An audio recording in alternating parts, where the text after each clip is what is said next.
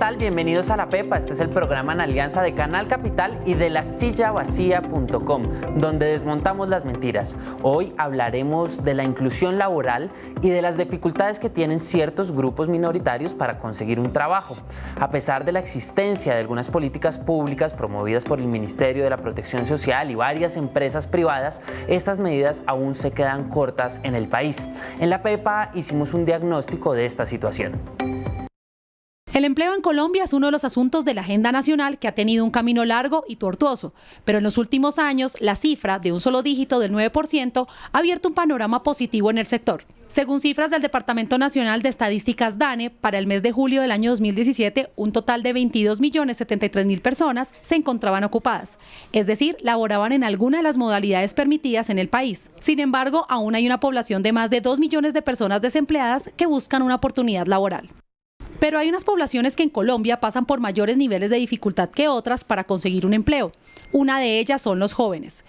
Entre los meses de mayo a julio de este año, la tasa de desempleo para personas de 18 a 27 años fue de 15,9% a nivel nacional. Programas como la política del primer empleo, la cual busca fomentar el trabajo en el sector privado para los jóvenes, y la eliminación de la libreta militar como requisito para el ingreso a la vida laboral, son algunas de las políticas del gobierno que ha favorecido a esta población.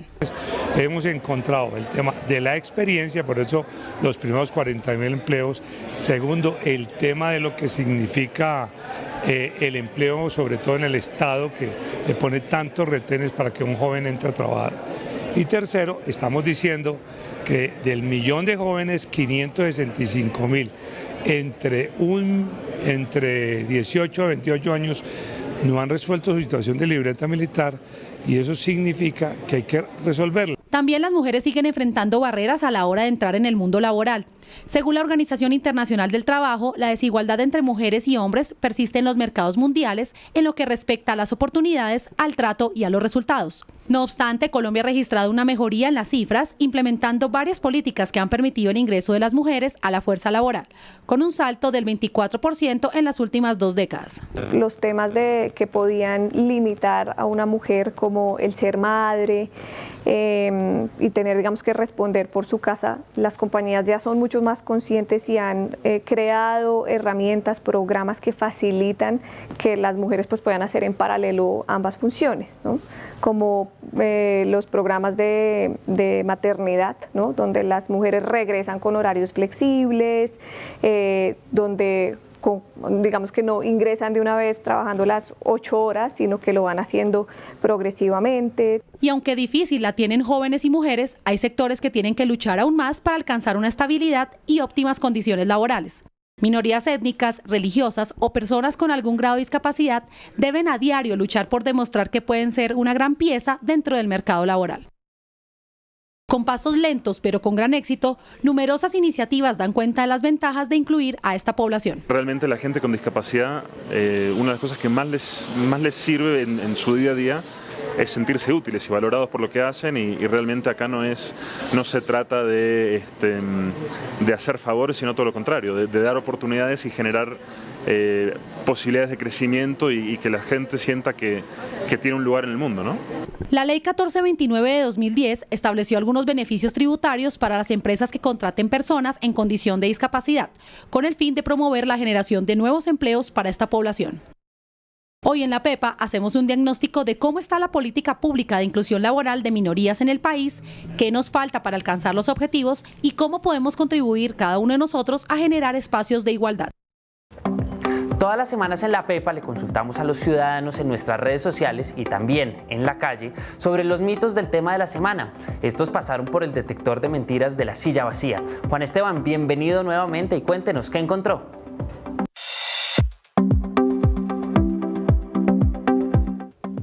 Hola Eduardo, pues aquí de vuelta encontrando cosas muy interesantes, como pasa casi todas las semanas con esta sección de los mitos. Veamos uno por uno a ver cuál era el mito y qué dijo la gente. Recordemos, primer mito. Este mito dice que a los jóvenes les queda más difícil conseguir trabajo. ¿Qué dijeron ustedes en redes y en la calle? No, porque la gente hoy en día busca gente joven que sepa más cosas. Que ahora, hoy en día los estudios son más avanzados y los jóvenes saben más. Sí, pues porque en muchas empresas les exigen experiencia y obviamente uno de joven no tiene experiencia. Al igual si uno está estudiando, también nos queda difícil conseguir trabajo que se acomode a nuestros horarios. Pues después de ver esto que opinan ustedes en las calles y en las redes, le pusimos el detector a este mito y encontramos que es cierto. Es cierto y eso le da la razón al 61% de ustedes, a la mayoría que dijo que era verdad, y así lo muestran las cifras del DANE. El desempleo entre las personas hasta los 28 años es de casi el 14%, mientras que el desempleo general es de menos del 10%. Por lo tanto, esto demuestra que ustedes tenían la razón. Pasemos al segundo mito. ¿Cuál es este? El mito dice que la política de primer empleo del gobierno ha funcionado. ¿Qué opinan ustedes? Yo pienso que no ha funcionado porque vemos hoy en día a tantas personas acá en esta ciudad actual, Bogotá, como en otras ciudades, donde se ve mucho desempleo, donde hay personas necesitadas y mucho más personas de bajos recursos. Sí, sí ha funcionado, porque hay mucha oportunidad para los muchachos del SENA, como digamos los practicantes cuando van y terminan las selectivas, vayan a hacer las prácticas. A mí me pasó, entonces pues digo que sí funciona. Pues bien, aunque la mayoría de ustedes creen que este mito es falso, estuvimos mirando las cifras y los estudios y encontramos que es debatible. ¿Por qué es debatible? Porque en los años del gobierno Santos el desempleo juvenil ha bajado y ha bajado más rápido que el desempleo general. Todo el desempleo ha bajado, pero el de los jóvenes a una velocidad más rápida.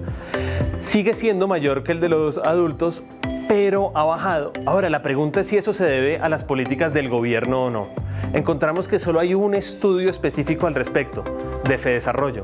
Tiene dos problemas, es un estudio que ya tiene más de 3 años y es un estudio que él mismo dice que es introductorio y no define, al final no responde a la pregunta, dice que hay unos elementos que permitirían creer que sí y otros que dirían que no. Si uno mira en detalle, la política ha tenido dos grandes cosas. Primero, la ley de primer empleo de 2010, que dio unos incentivos tributarios como no pagar para fiscales para las empresas que contrataran a personas hasta 28 años. Y la segunda ha sido el programa que se cerró a principios de este año para dar 40.000 empleos a personas de hasta 28 años que no tuvieran experiencia. Las dos parece que resultaron relativamente bien, pero se acabaron. La ley de primer empleo, porque buena parte de esos beneficios los recibieron ya todas las empresas con las reformas tributarias de 2012, 2014, 2016. Por ejemplo, ya nadie paga para fiscales, entonces eso ya no hace ninguna diferencia. Y la de los 40.000 porque se cerró el programa y además fue bastante costoso, 300.000 millones de pesos.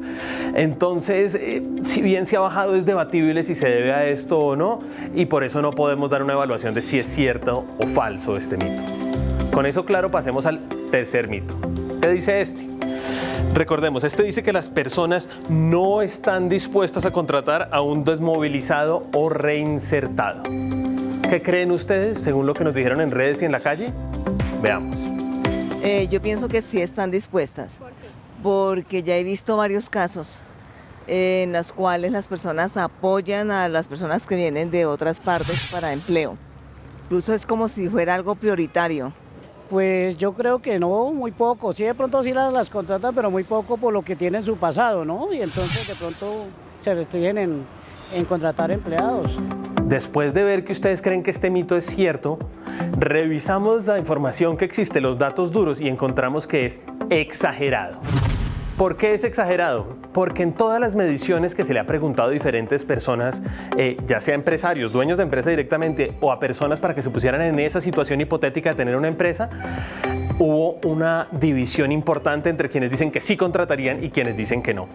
En concreto, a COPI, que es el gremio de las pequeñas y medianas industrias, le preguntó a sus afiliados. La mayoría dijo que no contrataría, que prefería pagar más impuestos, pero el 36%, que es una minoría pero relativamente grande, dijo que sí contrataría. Y cuando preguntaron esto directamente en encuestas como la de Reconciliación Colombia o la más reciente Polimétrica de Cifras y Conceptos, la mayoría dijo que sí contrataría. Siempre hay algunos que dicen que no contratarían, y al tener estas cifras así mezcladas, lo que queda claro es que si bien hay una proporción importante que no contrataría, hay otros que según algunas cifras sería la mayoría, según otras no, que sí contratarían. Por tanto, el mito es exagerado. Con eso pasemos al siguiente mito, el cuarto. ¿Qué dice este? Este dice que el mundo laboral es más favorable a los hombres que a las mujeres. ¿Qué creen ustedes? Esto dijeron en la calle en redes. A mí se me hace que para los dos es perfecto, bien, porque juntos tenemos la oportunidad, tanto las mujeres como los hombres, estamos ocupando buenos cargos y me parece bien. Para los hombres, digamos que yo estudio economía y eso está determinado por estudios económicos y eso puede estar ligado a la forma de pensar del mundo laboral, del mundo machista, pero está más inclinado hacia los hombres. ¿Esa mayoría del 68% de ustedes que dijo en redes que era cierto este mito? Pues tiene toda la razón. Está claramente demostrado y es cierto. Es cierto que el mundo laboral favorece más a los hombres que a las mujeres y aunque es una situación que ha ido mejorando con el tiempo, todavía es muy claro. Eso se nota en las cifras de desempleo, es más alta de las mujeres. Se nota en la remuneración, cuando se compara el salario promedio de hombres y mujeres para puestos iguales, la diferencia está entre un 20 y un 30% en favor de nosotros, los hombres. Por lo tanto, todavía hay mucho que trabajar para que este mito deje de ser una realidad, como opina ese otro 32% de ustedes. Y con eso, claro, pasemos al quinto, al último mito. ¿Qué dice este mito? Este dice que el principal obstáculo para conseguir trabajo es la educación. ¿Qué creen ustedes según lo que dijeron en redes y en la calle? Veamos. Yo creía que sí. ¿Por qué? Porque pienso que la educación es el fundamento para ubicarse laboralmente, ¿no? Además estamos en un mundo competitivo donde las empresas necesitan de mano de obra calificada y de personal idóneo pues para ser competitivos en su mercado. La verdad pienso que no, porque, o sea, las ganas de trabajar no necesitan de un estudio, o sea, simplemente uno tiene que meterle ganas a las cosas. A pesar de que el 74% de ustedes en redes opinan que este mito es cierto, lo revisamos con datos duros y encontramos que es falso. El principal problema para conseguir empleo no es la educación, es la experiencia. Aunque pueden estar vinculados, no es exactamente lo mismo y eso lo puede decir muchas personas que salieron del SENA, de cursos técnicos, de carreras profesionales, de lo que uno quiera para buscar trabajo y le dicen no porque usted no tiene experiencia previa. Aunque la educación es importante, estudios como el que hace el Manpower Group, que es una empresa de recursos humanos a la que contratan grandes empresas para conseguir gente, muestran que el problema no es este, lo mismo muestran las cifras del DANE, es la experiencia previa. Por eso, aunque la educación es importante, también es muy importante arrancar y tener cómo arrancar y por eso la importancia que tuvo en su momento la ley de primer empleo. Con esto cerramos los mitos de esta semana. Ustedes le pegaron a 4 de los 5, lo que está bastante bien. Vamos a ver si en las redes, ahora que salgan los de la semana que viene, que evaluaremos acá el próximo domingo, tienen también un porcentaje tan alto de acierto. Recuerden que en lasillavacía.com pueden ver en más detalle estas respuestas y que pueden seguirnos en redes sociales. Nos vemos. La inclusión laboral de las poblaciones minoritarias es un reto muy grande que tiene el Estado y el sector privado del país. Son varias las poblaciones que se enfrentan a las dificultades de conseguir un empleo y el camino para mejorar sus condiciones de vida es muy largo. En la PEPA quisimos hacerle seguimiento a algunos de estos casos, pero además traerles a ustedes casos exitosos en los que una minoría consiguió ser incluida en el mercado laboral.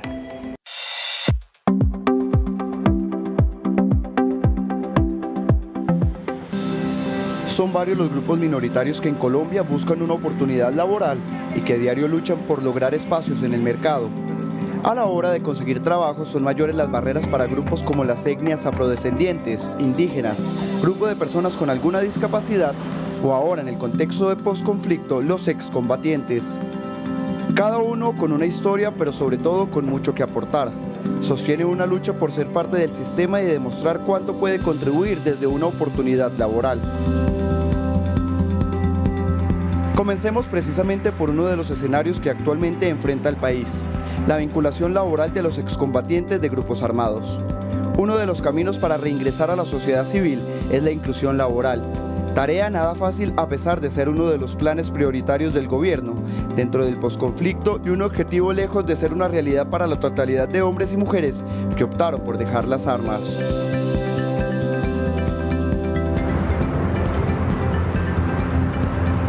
Isaí Gaspar es excombatiente de las FAREP, perteneció a este grupo armado 10 años, pero decidió desmovilizarse y entregarse a una autoridad civil en un municipio del sur del país. Tras sentir la muerte en su espalda luego de 2 bombardeos de la fuerza pública, dejó las armas de forma voluntaria. Se unió a la Agencia Colombiana para la Reintegración, donde ha recibido formación y ayuda para reincorporarse a la vida civil. Me escapé de 2 bombardeos seguidos, entonces tuve la oportunidad de pensar, reflexionar un momentico sobre mi familia y ahí ya tomé la decisión de salirme de ese grupo. Para muchos de estos excombatientes, las oportunidades que tuvieron fueron escasas. Por no tener la oportunidad de estudiar, siempre estuve trabajando en el campo. Tras desmovilizarse, Isaí se ha desempeñado como administrador, pero lo difícil ha sido contar con un empleo estable. Ahora que me reincorporé, tuve la oportunidad de estudiar administración de empresa. No la terminé por faltas de...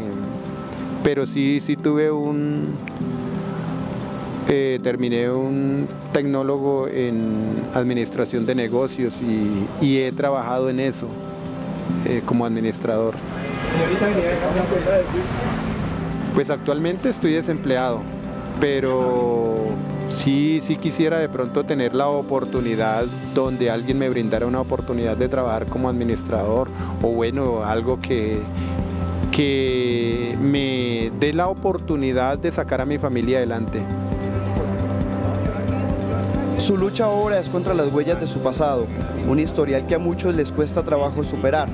A pesar de ser claro que entre mayores oportunidades tenga un desmovilizado, mayor es la contribución a superar la violencia en el país. Que es por ética, no le dicen que a uno no lo emplean, pero cuando ya se dan cuenta de que uno ha sido desmovilizado, incluso yo tengo dentro de mi marco judicial tengo inconvenientes y por eso siempre me descartan.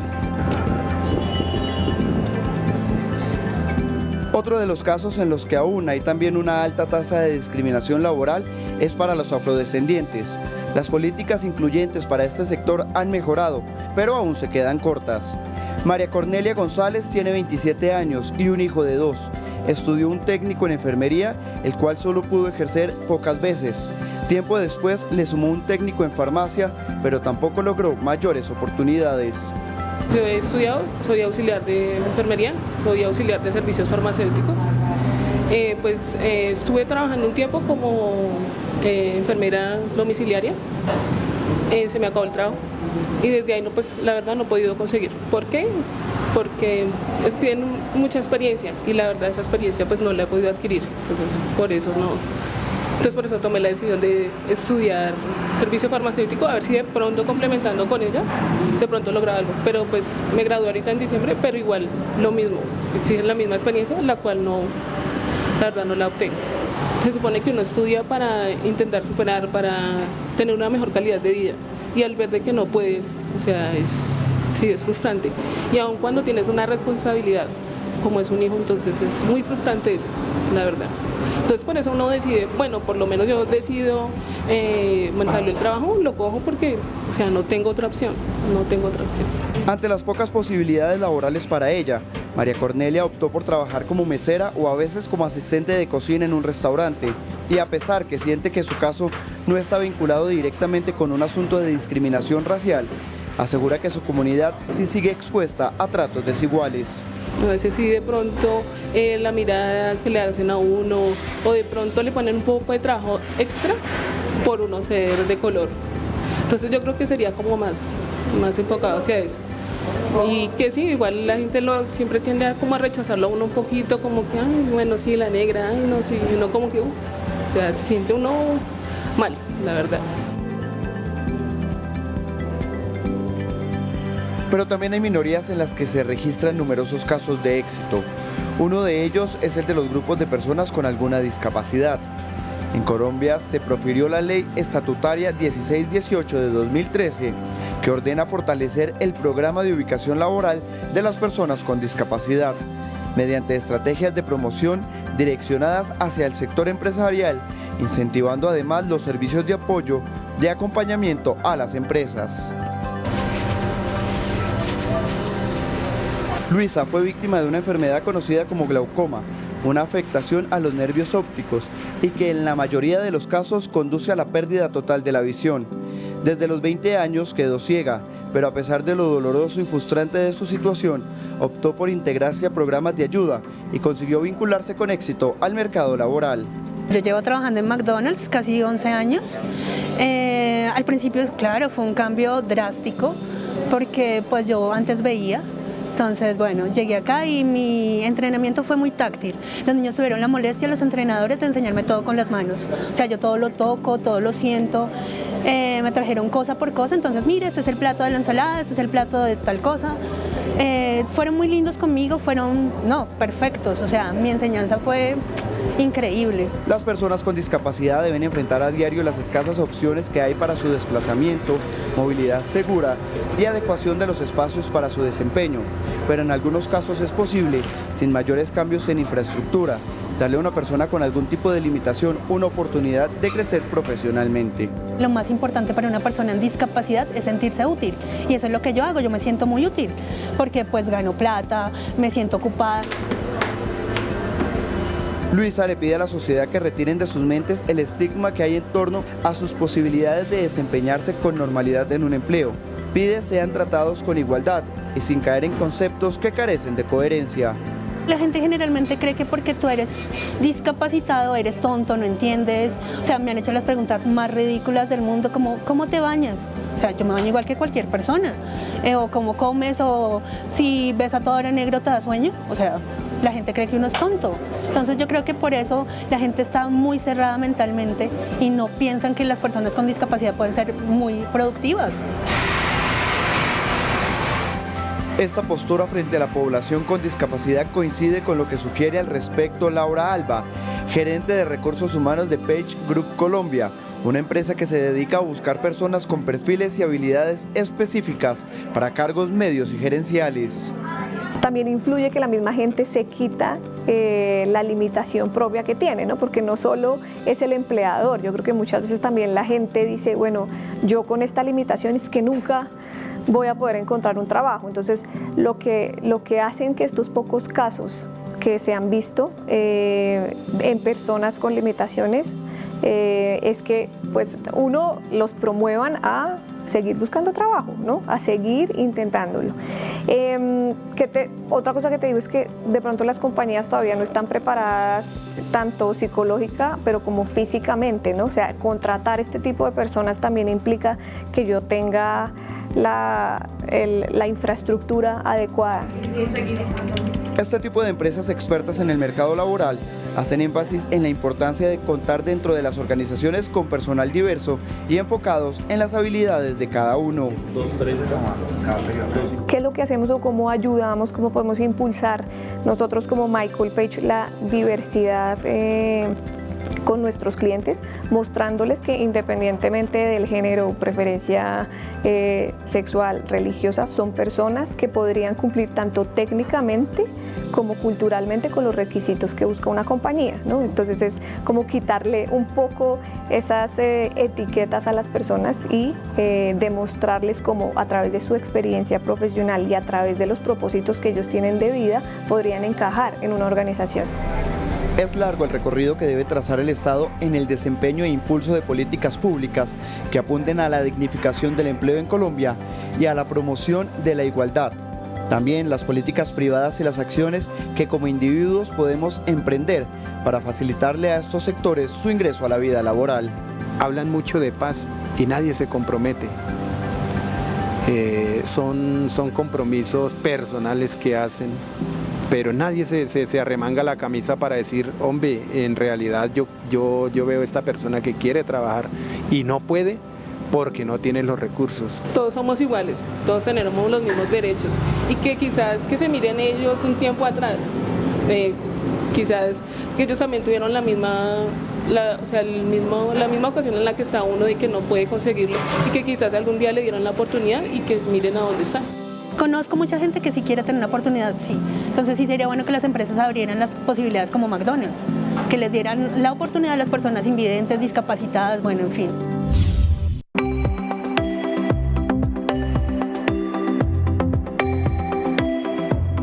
Como siempre en La Pepa invitamos a dos expertos en el tema de la semana. El empleo, en este caso el empleo inclusivo, es un asunto que involucra directamente a la ciudadanía. Por eso trajimos a dos personas que han estudiado este tema muy de cerca. Ellos son Germán Barragán, él es gerente de Educación y Empleo en la Fundación Corona, y también Nicolás Cárdenas, quien trabaja en CUSO Internacional, una organización que trabaja en temas de desarrollo y reducción de la pobreza y desigualdad, donde este es uno de sus ejes de trabajo. Bienvenidos los dos, muchas gracias por haber aceptado la invitación a La Pepa. Gracias por la invitación. Gracias, Eduardo, un saludo.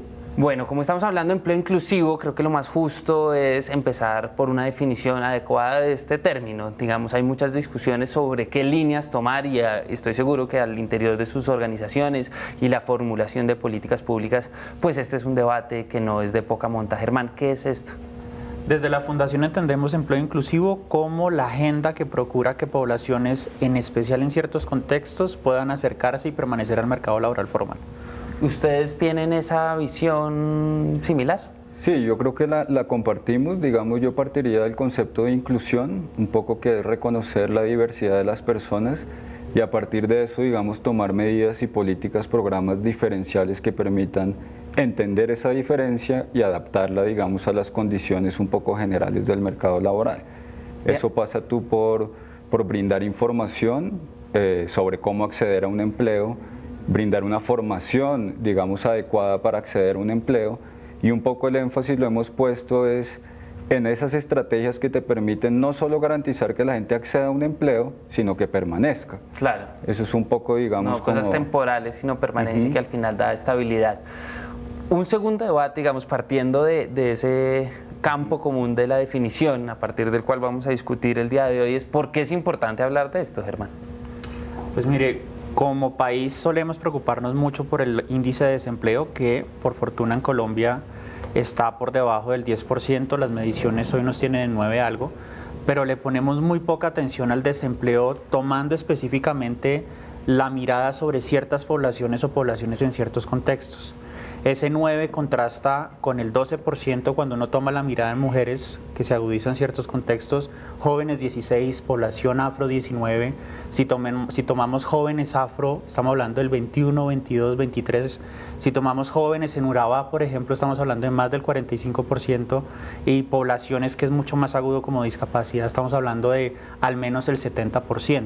Entonces, así como es importante estar como país pendientes del dato general de desempleo, hay poblaciones que tienen más dificultades para ingresar o para permanecer en el mercado laboral formal. Eso es lo que llamamos empleo inclusivo y en el contexto y el momento de país que estamos, creo que es tremendamente importante entre todos encontrar mecanismos que permitan que estas poblaciones rompan esas barreras y efectivamente lleguen al mercado laboral. ¿Por qué es tan importante hablar de esto en este contexto en particular, Nicolás? Pues mira, yo además de lo que mencionaba Germán, agregaría que efectivamente el país, digamos, aparentemente está tranquilo con esta cifra de desempleo de un dígito. Sí, uno dice 9, un dígito. Y estamos bien, con un poco como buen dice titular Germán, de prensa. Ese promedio invisibiliza la realidad particular de ciertos grupos poblacionales, como él mencionaba, mujeres, jóvenes, población afrocolombiana, población víctima del conflicto armado, población con discapacidad. Y eso, digamos, si uno empieza a escudriñar un poco, ve que el panorama no es tan positivo como lo presentan. Por un lado, si tú ves las cifras de desempleo en el país están basadas en el censo y en las proyecciones de población del censo de 2005.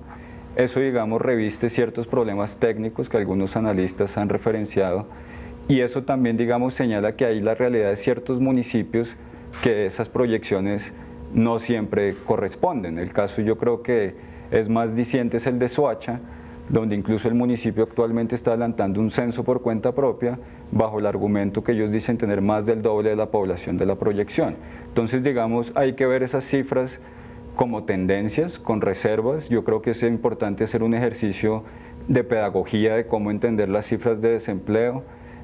Hay expertos que recomiendan hacer análisis trimestrales, no mensuales, comparar un mes con el año anterior, que es un poco lo que trata de hacer la prensa, pero incluso hay, digamos, otras organizaciones como la Red de Justicia Tributaria, Sede Trabajo, que son muy críticos a las cifras del DANE. Dicen un poco, las cifras no reflejan la realidad del mercado laboral, han dejado de contabilizar cerca de 3 millones de personas que se han cansado de buscar empleo y ahora están en la categoría de inactivos, y según los análisis de ellos dicen que el desempleo realmente sería del 20%. Entonces, digamos, volviendo a tu pregunta, yo creo que hay que contar, es un momento muy importante para el país, digamos, de cara, es positivo que el próximo año se anuncie un nuevo censo de población para el primer trimestre del año ante la nueva realidad del país, pero principalmente para ver cómo es la realidad laboral de estas personas, cuál es la calidad del empleo de jóvenes, mujeres, víctimas, población afro, como decía Germán, y cuál es, digamos, ese balance entre uno estar empleado, pero con unas condiciones no siempre de calidad, donde los contratos de prestación de servicios, digamos, es una modalidad que se ha impuesto en el mercado laboral del país, y donde, digamos, pese a los avances y pese a ese éxito que uno puede decir, la cifra de un dígito, hay, digamos, que ser un poco más críticos frente a las realidades particulares de estos grupos poblacionales. Usted abre un debate que quiero profundizar antes de entrar a la particularidad de distintas poblaciones, cosas que ustedes dos ya han anunciado en sus introducciones. Es el tema de las cifras, Germán. ¿Por qué hay, digamos, esta discrepancia en cifras? Finalmente, las cifras son lo que permite hacer una buena política pública, bien sea pues desde lo nacional o lo local, digamos, en casos particulares que usted ya ha mencionado. Pues creo que pasan en muchos países, no solamente en Colombia. Para que se haga una idea, algunas proyecciones hablan que tenemos un poco más de 60 o vamos para un poco más de 60 ciudades intermedias, más de 100.000 habitantes. El DNP habla más o menos de 54 ciudades con mercados donde vale la pena tener estas estrategias de empleo inclusivo, pero la gran mayoría de datos que salen de encuesta de hogar, incluyendo los ejercicios de Buenaventura y Soacha, no superan las 23, 24 ciudades. Si nos vamos a las ciudades, vemos que hay una falta de toma de información y estos datos nacionales tienen dificultades para leerse en el nivel subnacional. Si además de eso tomamos la lupa poblacional, no hay muchos actores que estén tomando cifras específicas de empleo para estas poblaciones. Hay algunas estimaciones, pero las formas en que se calculan son bastante disímiles, y en algunas poblaciones inclusive, como en el caso de discapacidad o en las de autorreconocimiento como la población afro, es difícil establecer cuál es el universo. En discapacidad, por ejemplo, hay estimaciones en América Latina desde el 2-3%, el censo nuestro dio 6%, hasta el 20 y pico % en otros países, por solamente la forma en que se pregunta y la categoría para contabilizar. Entonces, si no hay el universo, es muy difícil a su vez sacar el dato de desempleo. Pero al margen de las dificultades, que estoy de acuerdo en el tema de las cifras, en la calidad, en la consistencia y en la disponibilidad, lo que ya hay nos muestra que efectivamente el panorama para distintas poblaciones en contextos específicos es difícil, es complicado, y vale la pena tener una agenda pública y un ejercicio de privados y de cooperación internacional que esté dirigido específicamente a eso. Pues entremos entonces a entender las particularidades de distintos grupos que son particularmente afectados pues, frente al empleo. El primero es un tema de edad. Ustedes mencionaban que los jóvenes particularmente tienen unas barreras fuertes y si a eso se le suman otras variables aún más. ¿Por qué pasa esto? Di tú que uno en estos temas habla como de barreras, esas dificultades que tienen las personas para acceder a un empleo. Ahí, digamos, yo te referenciaría a dos ejercicios que hemos hecho en nuestra experiencia.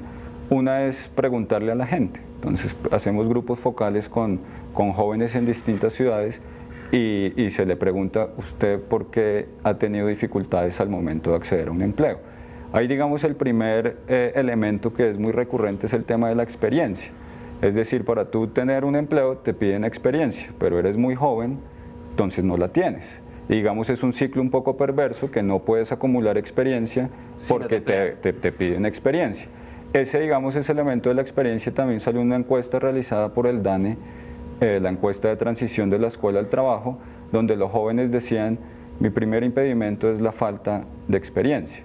Ahí tú también empiezas a encontrar que tienen una formación no siempre adecuada y requerida por el mercado laboral, que es un poco ese enlace entre la oferta educativa y la demanda, digamos, de las empresas. Los jóvenes, digamos, también sufren de ciertas estigmatizaciones por su edad, ¿sí? Un poco asociados que no están acostumbrados a seguir instrucciones, a cumplir un horario. Todo este cuento de los millennials también lo meten un poco ahí, se crea como esta imagen, digamos, un poco negativa del compromiso que pueden llegar a tener la población joven con un empleo, digamos, formal de seguimiento de unas condiciones laborales de horario y de seguimiento de instrucciones. Ahí, digamos, es importante señalar iniciativas que han procurado generar posibilidades de acumular experiencia. Ahí aparece este programa del primer empleo de los 40.000 primeros empleos, pero es muy importante, digamos, saber qué ha pasado, qué tan exitoso o no ha sido. Identificaron que una barrera es la exigencia de tener experiencia, diseñaron un programa que busca facilitar adquirir experiencia en alianza, digamos, con el sector privado y una serie de beneficios, pero es importante saber si sí funciona tanto para el sector privado como para esta población. Sí, volvemos al cuento de las cifras que son un poco difíciles de entender y de dónde agarrarse para formular políticas públicas adecuadas. ¿Qué más pasa, aparte, digamos, de esa idea de la experiencia entre los jóvenes? ¿O es principalmente eso lo que ocurre en estas poblaciones? Pasan varias cosas y acá quisiera hacer dos reflexiones de algo que hemos aprendido en la Fundación Corona, acompañando iniciativas como la de CUSO. Por fortuna, Colombia tiene muchos ejercicios exitosos, muy bien pensados. Creo que los desafíos van en términos de continuidad y de integración, pero algo de lo que hemos aprendido es que este tema tiene que ver con las poblaciones y el contexto. Ese primer tema es bien importante en lo operativo y recojo lo que decía que es una agenda de inclusión. No es lo mismo las barreras y las dificultades que enfrenta un joven en Bogotá o un joven de un colegio de estrato alto que un joven en Urabá. Entonces, claro, uno encuentra cosas como en el caso de población afro en ciertas regiones que creen que no puede desempeñar cargos administrativos, pero también encuentra en Bogotá y en las ciudades principales la gran distancia que hay en participación de mujeres en cargos directivos o en juntas directivas. Entonces depende mucho del contexto. No es solamente un tema poblacional, sino de las personas en relación con sus entornos. Y la agenda del empleo inclusivo es efectivo en la medida que se entienden los entornos y las barreras que ellos generan, no solamente en el mercado laboral, al final los empleadores, sino en intermediación, en acceso a formación posmedia y en los mismos colegios y sistema educativo y en los sistemas de privados y públicos sociales hay problemas de acceso, de calidad y de pertinencia. Y una segunda particularidad tiene que ver con, como aprendizaje de la Fundación, en no globalizar y generalizar por poblaciones. Mucho tiempo se pensó que las personas con discapacidad servían era para tal trabajo. Cuando nos preguntan, bueno, las personas con discapacidad, ¿cuál es el trabajo? Yo le pregunto a los colombianos, ¿cuál es el trabajo? O los hombres, ¿cuál es el trabajo? Depende de las particularidades de cada persona en sus competencias e intereses y las particularidades de las vacantes. Cuando uno lo analiza así, encuentra que hay espacios significativos en el mercado laboral para muchas poblaciones en donde coinciden su capacidad, sus competencias y sus expectativas con lo que está necesitando la empresa.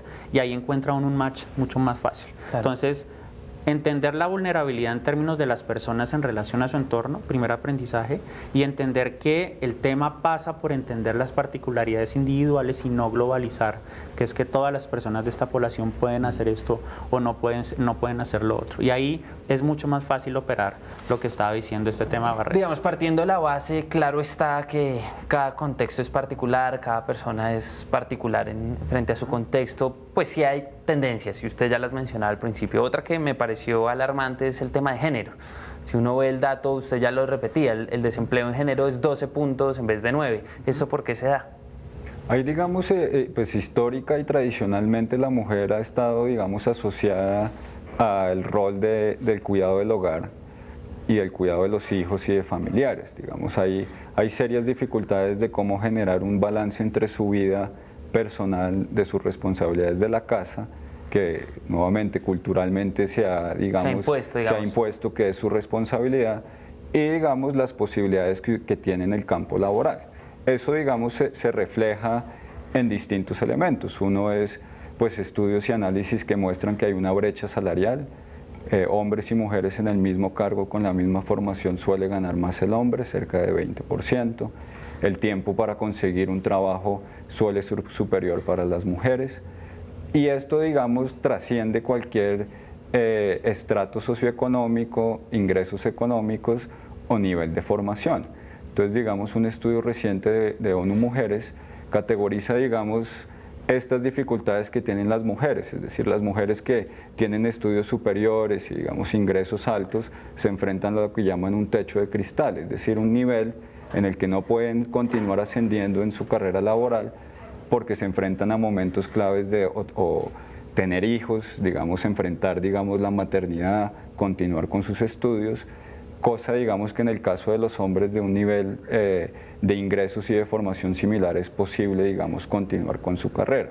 Lo que llaman escaleras rotas, que son mujeres de ingresos intermedios y niveles de formación medios, que también se encuentran en ese vaivén entre posibilidades de ascender y un poco de estar, digamos, que someterse, digamos, a trabajos no siempre muy bien remunerados, y lo que llaman piso pegajoso, que es, pues, digamos, una descripción elocuente de mujeres, digamos, con bajos ingresos, baja formación, que se les dificulta realmente, digamos, no solo acceder, sino, digamos, tener unas posibilidades de aumentar sus ingresos económicos debido, digamos, a las múltiples responsabilidades que se enfrentan en el cuidado del hogar y, digamos, en generar ingresos para sostener ese hogar en casos, digamos, de hogares que tienen jefatura femenina. Usted habla, claro, de construcciones sociales y culturales, y si hay algo que es una construcción social y cultural es el tema de lo étnico. Usted habla de lo afro como una característica que se ha encontrado dentro de los estudios que marca mayor desempleo. ¿Cómo se ha estudiado esto y qué se ha visto al respecto? Hay particularidades regionales, en especial donde el empleo ha estado más asociado a temas de comercio y a temas de trabajo manual. En la medida en que estos territorios trascienden y pasan a una etapa de más de servicios y más de cargos administrativos, la población afro se suele quedar por fuera porque se asume que no tiene la preparación o que no tiene las competencias para un cargo de oficina, como que se asocia con temas operativos. Entidades tan importantes como Acdivoca, con su programa de población afro, tiene efectivamente números de cómo la probabilidad de que una hoja de vida, un candidato sea llamado a entrevista, se reduce si es población afro para ciertos tipos de cargo. Entonces, por supuesto que afecta. Creo que reitera una vez más que no solamente preparar a las personas se va a lograr su inclusión en el mercado laboral, los entornos en términos de lo que ocurre en las empresas, la forma en que definen las competencias de los cargos, la manera como hacen los procesos de selección, incluyendo la postulación de las vacantes, la forma en que contratan, que hacen evaluación de desempeño, que generan oportunidades de plan de carrera, suele a veces ser débil en términos de que los procesos de talento humano en las empresas no son sofisticados en la gran mayoría de empresas, reconociendo que hay un nivel top en Colombia que sí lo hace. Y como el grueso del empleo está ahí, en empresas que no tienen muy parametrizados sus procesos de talento humano, las condiciones de entrada y permanencia no están relacionadas con las competencias de los candidatos y su cercanía a lo que necesita la empresa, sino con una serie de categorías que casi que copian y pegan las vacantes y entonces piden nivel de escolaridad, experiencia previa, recomendaciones, estudios de seguridad, que nada le dicen a la empresa que efectivamente el candidato es el mejor para su necesidad productiva y que además dejan por fuera a estas poblaciones que por estos estigmas se suelen quedar. Entonces, en la medida en que se ajustan los procesos de talento humano y de intermediación y se alinean a competencias, gana la productividad de las empresas, pero las personas encuentran un camino mucho más transparente para acceder y es en su propio proceso de preparación que acceden porque le interesa es que sepa hacer ciertas cosas, y no si es afro, si es mujer o cualquier otra población. Ustedes dos han mencionado distintos sectores de la población, mujeres jóvenes, jóvenes en general, afros, discapacitados, mal que... Hay un tema que me parece muy interesante introducir en el programa, y los dos lo han tocado sobre el momento del país, y no porque quiera ponerlos en la misma bolsa, víctimas y victimarios, pero me parece que dentro de un proyecto de reconciliación vale la pena entenderlo así. Quiero hacer esa aclaración pues para que no se entienda que los esté igualando, digamos, en los roles del conflicto, sino en los roles del empleo.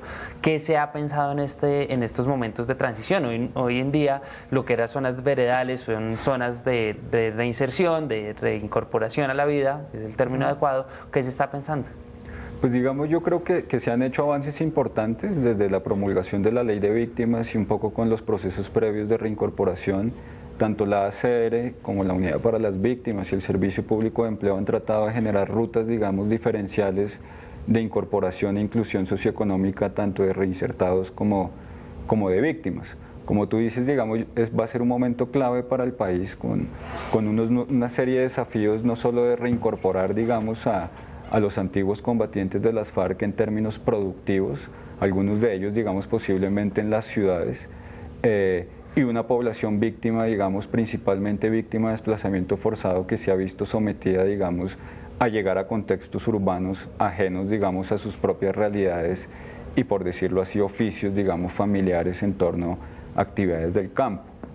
Ahí, digamos, el desafío es mayúsculo, ¿sí? Un poco en términos de cómo brindarle herramientas a este tipo de poblaciones para adaptarse e insertarse en contextos urbanos y en dinámicas, digamos, laborales propias de las ciudades, donde se identifican, digamos, serias dificultades. Es un país que es mucho, cada vez más urbano, ¿no? Y pues cambian los contextos, ¿no? Sí, si tú ves, digamos, el caso de muchas personas que vienen a la ciudad se les vuelve, digamos, un monstruo un poco que desconocen y que solo conocen el circuito desde su lugar de residencia y su sector barrial a su trabajo, pero digamos, no hay un conocimiento del contexto de ciudad.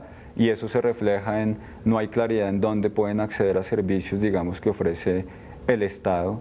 Hay dificultades, digamos, en conseguir certificados que les exigen los puestos de trabajo. Estamos hablando de población que fue desplazada y en algunas ocasiones pues el despojo significó que tuvieron que dejar atrás sus enseres y sus documentos. Estamos hablando de registros de nacimiento, documentos de identidad, certificados de educación, diplomas, etcétera, donde, digamos, el Estado, digamos, tiene una seria responsabilidad de facilitar esos procesos, el sector privado idealmente de flexibilizarlos, de incorporarlos, y yo creo que la sociedad en su conjunto de desmontar ciertos, digamos, estereotipos negativos que existen tanto hacia las víctimas como hacia la población, digamos, reincorporada. Germán, para ir cerrando el tema y obviamente hablando del posconflicto, todas estas poblaciones que hemos hablado incluyen ese posconflicto, mal que bien es un tema nacional. ¿Es un problema de formación o es un problema de mercado? ¿Dónde deberíamos como atacar para que el empleo sea una oportunidad pues de igualdad, ¿sí? de generar oportunidades, pero también de reconciliación, si se quiere? Dos reflexiones sobre lo que me dice, sobre lo que me pregunta. Lo primero es que efectivamente hay que conciliar acciones de corto plazo con de mediano y largo plazo. El tema de empleo inclusivo es una agenda que va desde la educación hacia el empleo. Hay que trabajar de manera paralela en que lo que pasa en el sistema educativo, la oferta de formación postmedia, lo que pasa en intermediación, que Colombia lo tiene formalizado hace un par de años, ya hay más de 700 centros de empleo en todo el país, y lo que pasa en las empresas y política pública esté alineado. No solamente hay que hacer cosas de corto plazo ni inventarse. Colombia tiene un programa de reintegración de hace varios años que ha aprendido mucho y que es referente mundial. Entonces, lo primero es que hay que pensar la foto completa y no solamente acciones de corto plazo. En esa medida, lo que encuentra uno en los territorios termina siendo una conjugación de distintos actores y distintas acciones, iniciativas como la de CUSO, por eso terminan siendo tan importantes. Por ejemplo, lo que hacemos en Urabá nos muestra que a pesar que el promedio de personas víctimas que piden empleo es cercano al 12-13%, en Urabá los centros de empleo son más del 60%. Eso remite unos retos importantes en términos del diseño de actividades no solamente públicas sino privadas que se tiene en esos territorios. De no hacerse así, pues vamos a perder una oportunidad. Y la segunda reflexión es que, a pesar de que el tema posconflicto es lo más visible, en Colombia se cruza eso con varios años de acciones de superación de pobreza que han sacado a ciertas personas, poblaciones y familias de pobreza extrema, pero si no consolidan mecanismos de ingresos permanentes autónomos, a medida que se bajen los subsidios se van a devolver, y eso trae problemas sociales muy grandes. Una tercera cosa es la transformación en ciudades intermedias, y una cuarta es que estamos en pleno bono demográfico. Un boom de cantidad de personas frente al resto de la población en etapa productiva, pero eso va a empezar a bajar y tiene una serie de problemas. Entonces, posconflicto, transformación urbana, bono demográfico y superación de pobreza. Esas 4 coyunturas son las que tenemos hoy. Acciones de corto y mediano plazo seguro son la solución. Germán y Nicolás, muchísimas gracias por ayudarnos a entender este complejo panorama que sin duda afecta a todos los que nos ven. Los invito a ustedes y a nuestros televidentes a que vayamos a la redacción de La Silla Vacía, donde Juanita León todas las semanas hace un análisis de las noticias que fueron y serán noticia en el país. Juanita, ¿de qué tenemos que estar preocupados esta semana?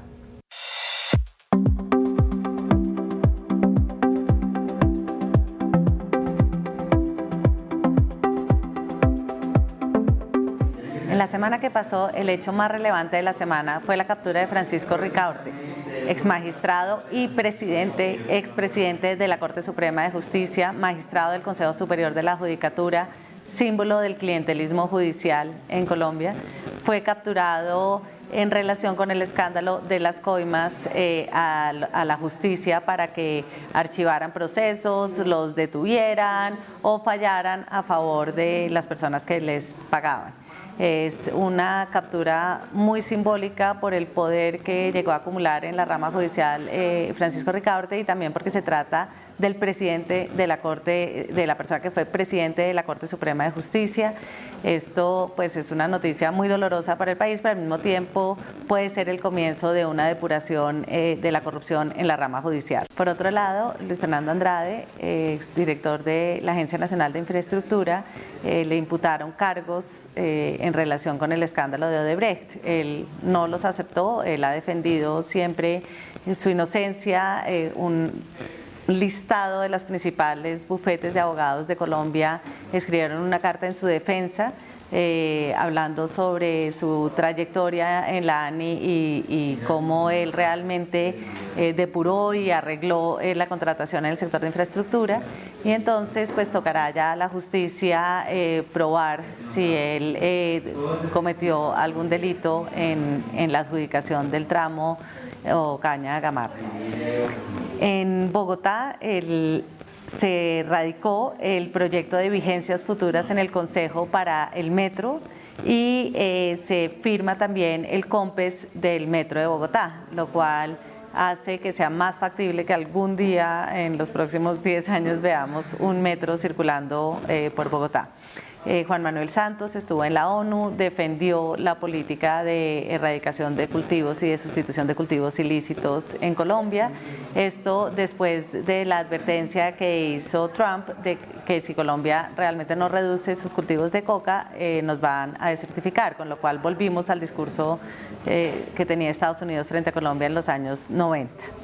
La próxima semana lo más interesante seguramente sucederá en el Congreso, cuando van a discutir el proyecto de las circunscripciones de paz, en donde hay mucha presión de ciertos políticos para que las cabeceras municipales salgan de las circunscripciones de paz y se releguen a una representación solo de las zonas rurales afectadas por el conflicto. Ese es un proyecto en el cual las FARC tienen un alto interés y entonces va a ser un debate muy duro porque realmente sería ir en contravía de lo que se acordó en el acuerdo de paz.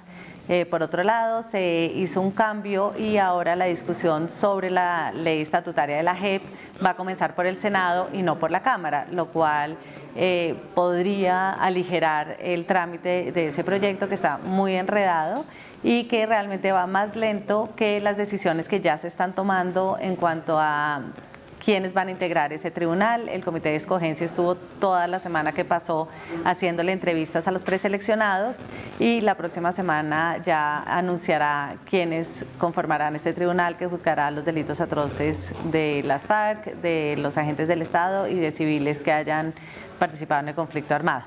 Esto por ahora es lo que se vislumbra. Obviamente en Colombia siempre la gran noticia, uno nunca se la imagina el viernes, pero la podrán leer en lasillavacía.com.